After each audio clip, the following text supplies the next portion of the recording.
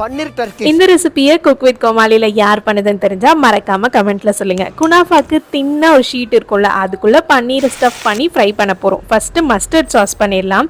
மஞ்சள் கடுகு and regular கருப்பு கடுகு கூட வினிகர் தண்ணி ஊற்றி ஓவர் நைட் ஊற வச்சிருங்க. குனாஃபாவோட டோ பண்றதுக்கு கோதுமை மாவு, அது கூட கார்ன்ஃபிளவர், எண்ணெய், தண்ணி விட்டு நல்லா 5 நிமிஷம் பீட் பண்ணிக்கணும். இப்போ பேன்ல சேர்த்த உடனே கரெக்டாக 30 செகண்ட்ஸ் தான். ரொம்ப நேரம் விட்டிங்கன்னா மொறுன்னு ஆயிடும். இது உங்களுக்கு சாஃப்டா இருக்கணும். அண்ட் ஹோம்மேட் பன்னீர் பண்ணியிருக்கேன், நீங்கள் வேணும்னா கடையிலையுமே வாங்கிக்கலாம்.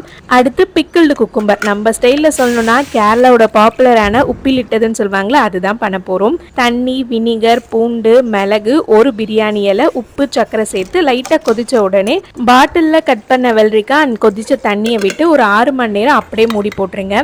சாஸ் பண்ணுறதுக்கு ஊற வச்ச கடுகு, பூண்டு, ஆரிகானோ, மிளகு, உப்பு, தேன் சேர்த்து அரைச்சு நல்லா வடிகட்டிக்கிட்டிங்கன்னா ஹோம்மேட் மஸ்டர்ட் சாஸ் ரெடி. இதுக்கப்புறம் காசு கொடுத்து கடையிலே வாங்க மாட்டீங்க.